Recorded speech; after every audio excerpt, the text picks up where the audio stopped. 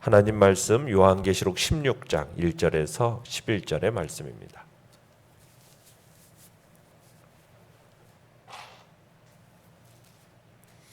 요한계시록 16장 1절에서 11절 우리 한 목소리로 같이 읽겠습니다. 시작.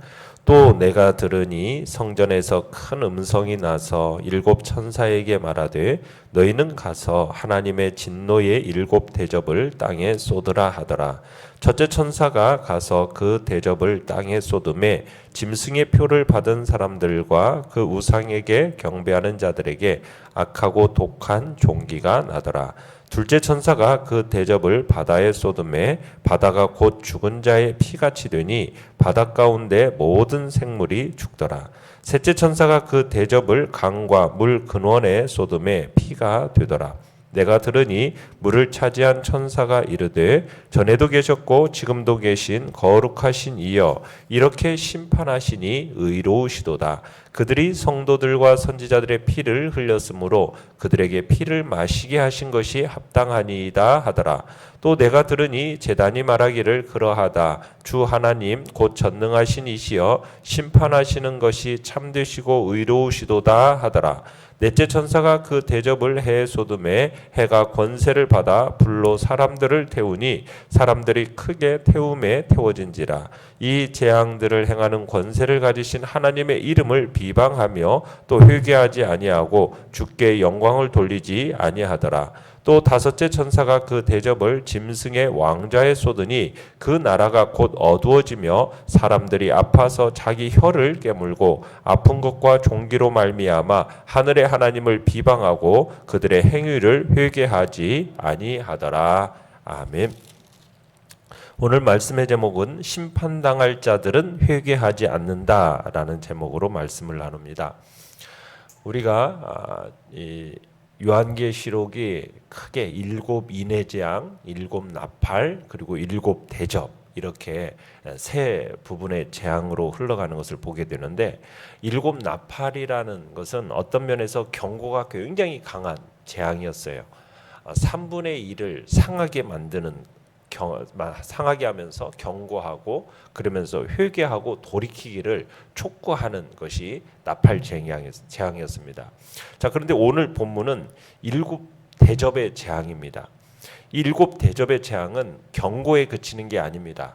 거듭되는 경고를 듣지 않는 세상을 향한 징계와 재앙과 심판이 임하는 마지막 재앙입니다. 마지막 재앙이 이제 7가지가 부어지고 있는데 우리가 7개의 나팔이 울릴 때 보았던 것처럼 일곱 대접도 첫 번째부터 네 번째까지 이 4개를 함께 묶을 수가 있습니다. 그러니까 첫 번째 대접부터 네 번째 대접까지는 7개의 나팔이처럼 어디에 부어지냐면 자연과 사람에게 재앙이 부어지고 있습니다.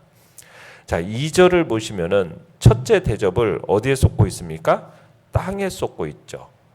첫째 나팔이 울릴 때도 3분의 1의 영향이 받았는데 이번에는 대접을 쏟으니까 3분의 1이 아니라 땅 전체가 영향을 받게 됩니다. 그래서 악하고 독한 종기가 이제 짐승의 표를 받은 사람들에게 그리고 우상에게 절한 자들에게 나타나게 된다라고 얘기하고 있어요. 이게 정확하게 뭔지에 대해서는 우리가 말하기는 쉽지는 않지만 틀림없는 것은 뭐냐면 땅에 영향을 미치는 그 재앙으로 말미암아 사람들이 그 건강과 질병과 몸에 영향을 받게 된다라는 것을 우리가 알게 됩니다. 자, 그 다음에 3절과 4절에 보면은 하나님의 우상숭배자들에게 주시는 두 번째와 세 번째 재앙인데요. 두 번째 재앙은 바다가 죽은 자의 피같이 되는 겁니다. 세 번째 재앙은 강과 물의 근원에 부어지니까 물이 모두 피가 되어버리는 겁니다. 자, 그래서 사람들이 어떻게 되느냐? 바다 안에 있는 생물들이 죽고 물 때문에 고통과 재앙을 당하게 된다라고 이야기를 하고 있습니다. 자, 내용 관찰 문제 1번입니다. 하나님께서 땅과 바다와 강의 진노의 대접을 쏟으신 것에 대해 천사와 제단은 어떻게 말하고 있습니까? 자, 5절로 7절을 다시 한번 읽어보겠습니다. 시작. 내가 들으니 물을 차지한 천사가 이르되 전에도 계셨고 지금도 계신 거룩하신 이여 이렇게 심판하시니 의로우시도다. 그들이 성도들과 선지자들의 피를 흘렸으므로 그들에게 피를 마시게 하신 것이 합당하니이다 하더라. 또 내가 들으니 제단이 말하기를 그러하다. 주 하나님 곧 전능하신 이시여 심판하시는 것이 참되시고 의로우시도다 하더라. 자, 이와 같은 세상을 향한 징계와 심판이 뭐 때문이라고 이야기를 하고 있습니까? 성도들의 피를 흘린 것에 대하여서 피로 갚으시는 것이다 라고 이야기를 하고 있죠.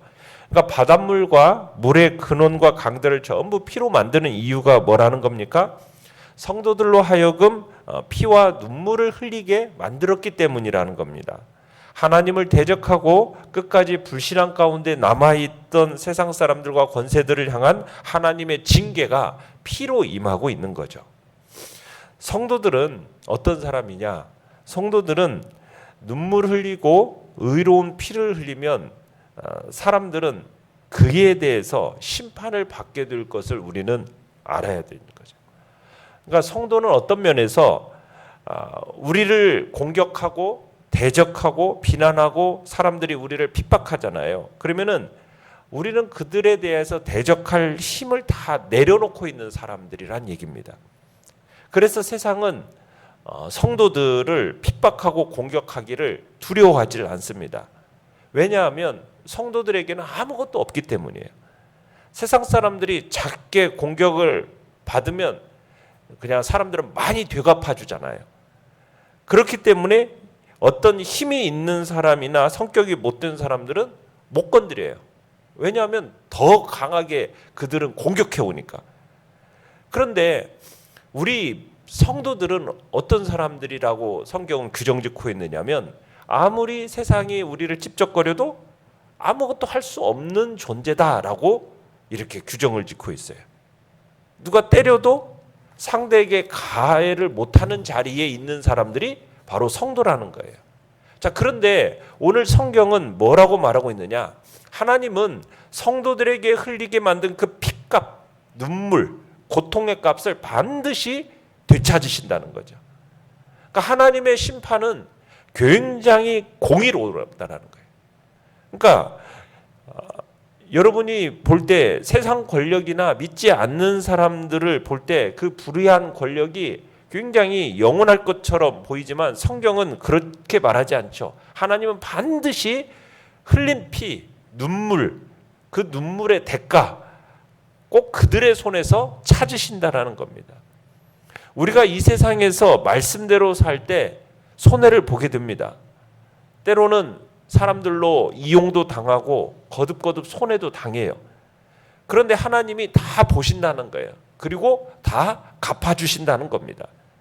그러니까 이 땅에 여러분이 이 땅을 살아가는 동안에 예수를 믿고 또 진리의 말씀을 듣고 어떻게 보면은 우리가 마음속에 옛날의 옛 습관들을 다시 한번 끄집어내려는 그런 어리석은 모습을 우리는 버려야 됩니다. 우리도 세상 사람들처럼 내가 이렇게 당해서는 안 되지, 내가 조금 당하고 이렇게 뭔가 빼앗기고 탈취당하고 사람들 보기에 내가 어리숙해 보여서는 안 돼, 나도 세상 사람들처럼 동일하게 저 사람들에게 나도 강하게 이렇게 나를 보여줘야 저 사람들 함부로 나를 무시하지 않을 거야. 그러면서 우리도 세상 사람들하고 똑같은 모습으로 하려는 경향이 우리 안에 있는데 성경은 우리로 하여금 그렇게 살지 말라는 거예요. 그냥 좀 당하고 빼앗기고 탈취하고 그렇게 살아라는 거예요. 어리숙하게 보이며 살으라는 거예요. 왜냐하면 그 대가를 누가 갚아주시기 때문에 하나님께서 마침내 눈물 흘린 대로 다 갚아주실 것이니까 성도들은 이 땅을 살아가면서 아무것도 할 수 없는 자처럼 살아갈 것을 성경은 우리에게 얘기하는 겁니다.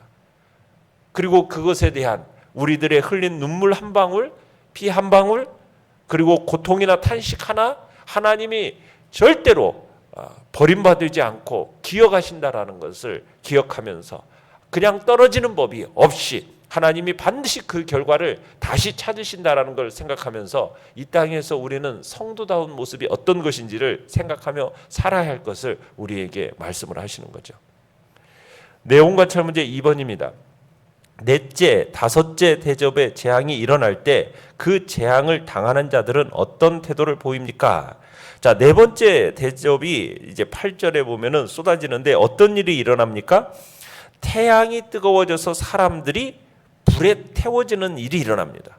그러니까 태양이 아주 뜨거워가지고 사람들이 태워지니까 이 사람들이 뭘 한다는 거예요? 하나님을 비방하고 하나님께 영광 돌리기를 거부한다는 겁니다. 여러분, 이 세상은 순간순간 하나님의 통제와 다스림 속에 있어요. 하나님께서 모든 세상 만물의 질서를 세워 놓으셨기 때문입니다. 하나님이 태양이라는 것도 딱 더 이상 뜨거워지지 않도록 그 강도, 빛의 강도, 열의 강도, 이것도 하나님이 딱 정해 놓으시고 그 온도를 늘 일정하도록 유지해 놓으셨어요. 그래서 그 원칙에 따라서 지구의 빛이 통과해서 들어올 때도 적외선, 자외선이라는 것이 이렇게 있어서 일부가 반사되면서 일부는 통과되면서 사람들에게 해를 끼치지 못하도록 질서를 만들어 놓으셨어요. 그런데 하나님이 네 번째 대접을 부으니까 어떤 일이 일어난다는 겁니까? 갑자기 해가 힘을 가지고서는 쫙 이 땅에 쬐더라는 거예요. 그러니까 사람들에게 어떤 일이 일어나는 거예요? 타 죽는 일이 일어나게 된다는 겁니다. 적외선, 자외선이 이제는 태양이 비추는 이 열의 양들이 이제 많아지면서 막 이 땅에 희한한 일들이 막 일어나게 된다는 거예요. 그러니까 우리의 삶의 여러 가지 일들이 그냥 우리는 과학적으로만 보면 안 됩니다. 자연 현상으로만 자꾸 봐서도 안 돼요.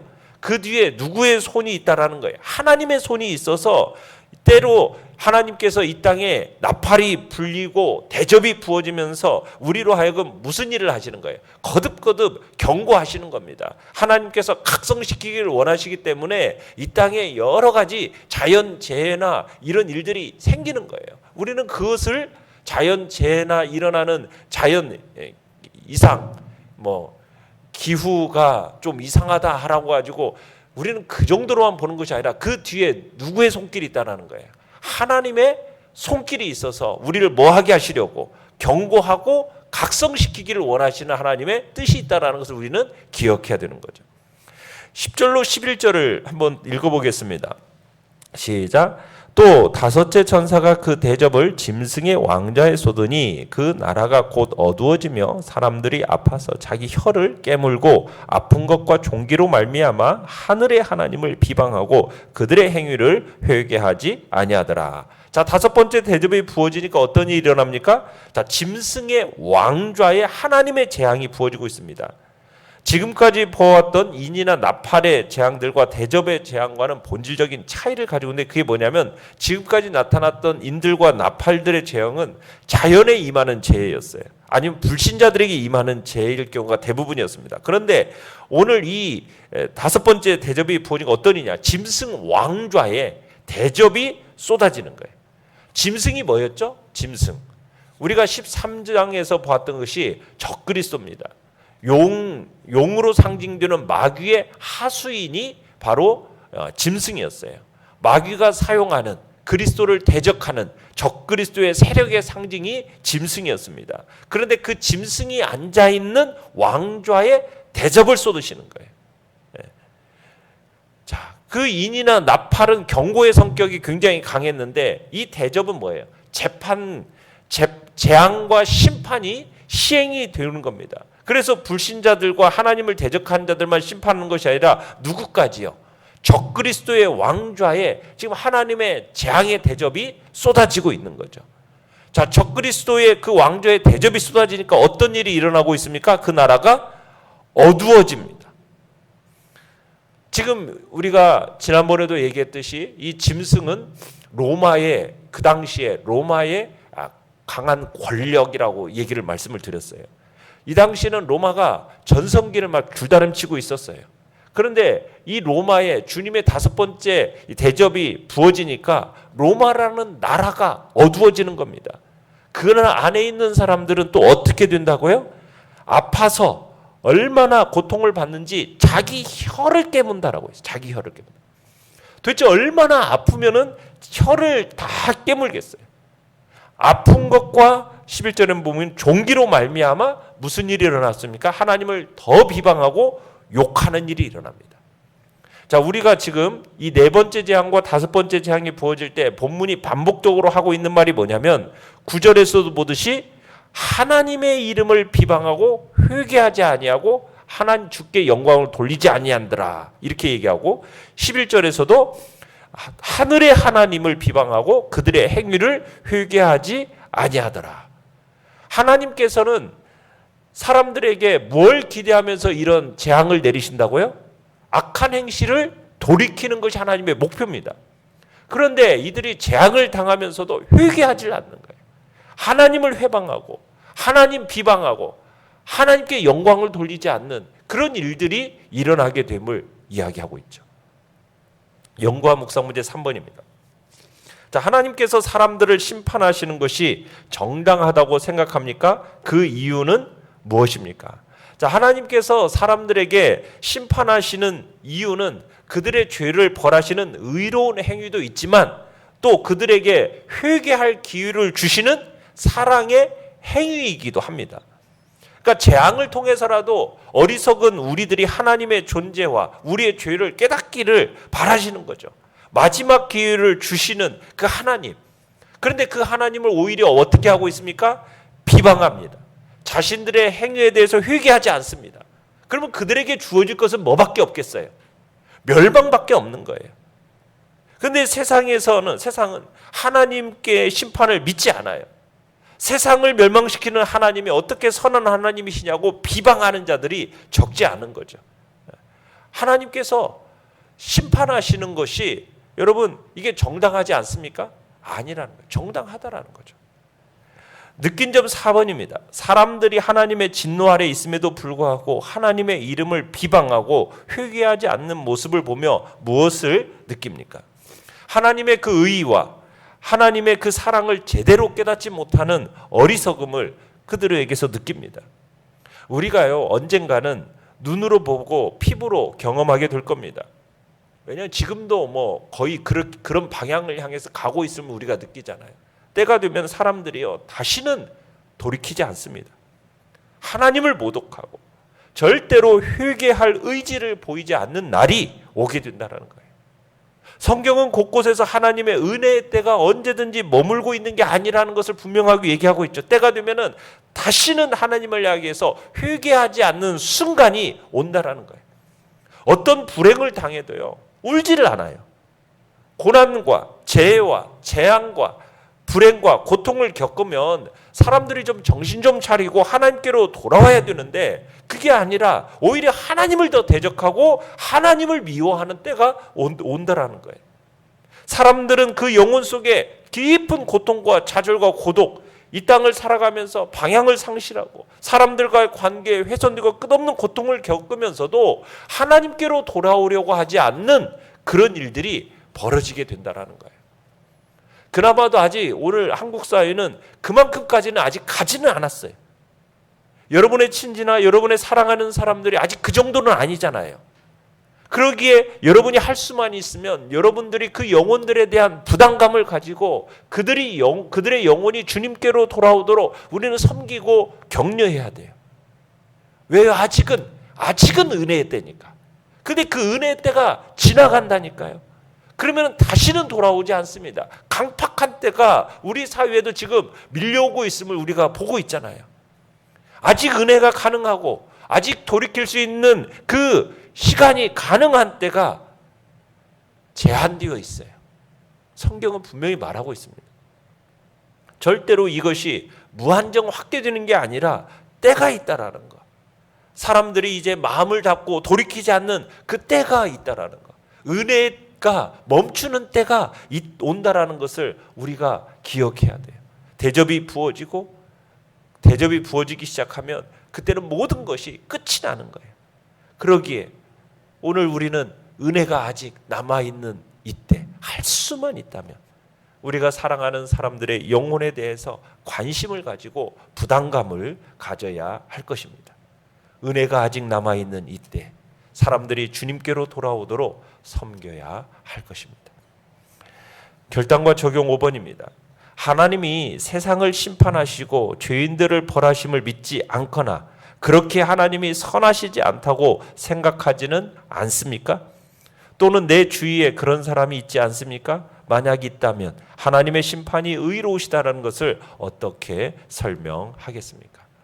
여러분, 하나님의 심판은 공의로운 심판이고 그 마음에 하나님은 사랑의 마음이 담겨 있다라는 것을 우리는 분명하게 사람들에게 전달을 해야 됩니다. 돌이키기를 원하시는 그 하나님의 마음, 우리를 각성시키셔서 이 땅에 마음을 두지 않고 하늘을 향해 마음을 두고 살기를 원하시는 그 하나님의 마음을 우리는 알고 선하시고 우리를 향한 아직 은혜와 긍휼의 마음을 가지신 그 주님의 마음을 오늘도 우리가 이해하고 오늘도 우리 주변을 돌아보는 은혜가 있기를 간절히 바랍니다. 오늘의 기도 같이 읽겠습니다. 시작. 은연중에 하나님을 원망하고 실망으로 대하는 나의 믿음 없음을 용서하여 주소서. 아멘. 말씀을 생각하면서 기도하시고요. 연약한 우리의 지체들을 위해서 기도해 주시며 또한 튀르키예 지역과 시리아 지역을 위해서 기도해 주시고 다음 주에 있을 또 특별 새벽기도 위에 하나님의 은혜와 또 성도들이 함께 모여 부르짖는 그 기도의 역사가 함께 있게 해달라고. 주여, 우리 세 번 부르짖며 나아가겠습니다.